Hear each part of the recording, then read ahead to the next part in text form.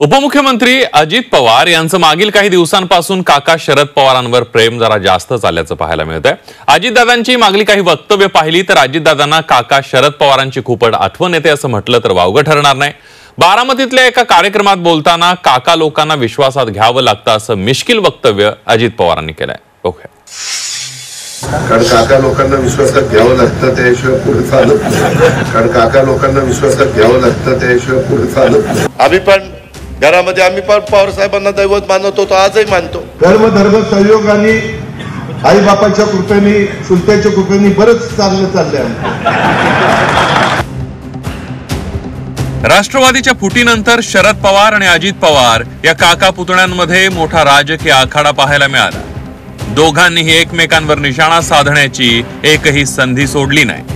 मागील काही दिवसांपासून अजित पवारांना काका शरद पवारांवर जरा जास्तच प्रेम आल्याचं पाहायला मिळत आहे। बारामतीतल्या एका कार्यक्रमात रस्त्याच्या प्रश्नांबाबत बोलताना अजित पवारांनी एक मिश्किल टिप्पणी केली आहे। रस्त्याच्या कामांबाबत काकाला विश्वासात घ्या, कारण काका लोकांना विश्वासात घ्यावं लागतं, त्याशिवाय पुढे चालत नाही असं अजित पवारांनी म्हटलंय। तर मी काका कुतवळ यांच्याबद्दल बोलतोय, तुम्ही वेगळा अर्थ काढू नका असं सांगायलाही अजित पवार विसरले नाही।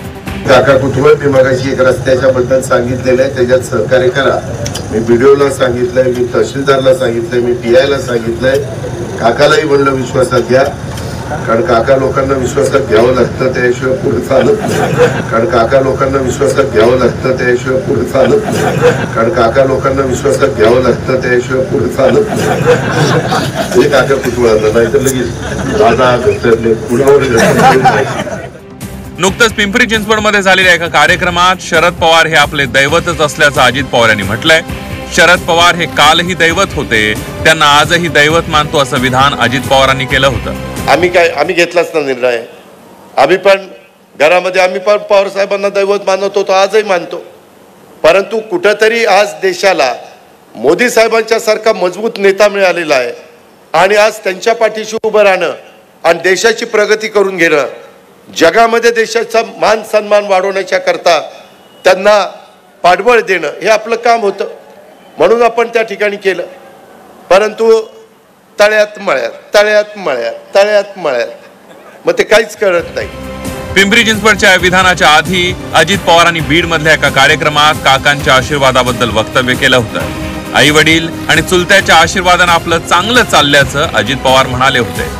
धर्म सहयोगाने आई बापाच्या कृपेने चुलत्याच्या कृपेने बरंच चाललंय। काही घेऊ नका, फक्त प्रेम द्या, माझा नमस्कार घ्या, तुमचा नमस्कार करा, पायाही पडू नका। मी जाहीरपणे सांगतो, आजचे पुढारी पाया पडण्याच्या लायकीचे नाही। राष्ट्रवादीच्या फुटीनंतर पवार काका पुतण्यामध्ये कुरघोडीचं राजकारण पाहायला मिळालं होतं। मात्र लोकसभा आणि विधानसभा निवडणुकीनंतर वातावरण बदललंय। शरद पवारांच्या वाढदिवशी अजित पवारांनी दिल्लीतील निवासस्थानी सहकुटुंब जात पवारांना शुभेच्छा दिल्या होत्या। त्यानंतर बीड, पिंपरी चिंचवड आणि आता बारामती मधलं हे वक्तव्य, या वक्तव्यांवरून अजित पवारांना काकांची हल्ली जरा जास्तच आठवण येते की काय असा प्रश्न पडलाय। ब्युरो रिपोर्ट, झी 24 तास।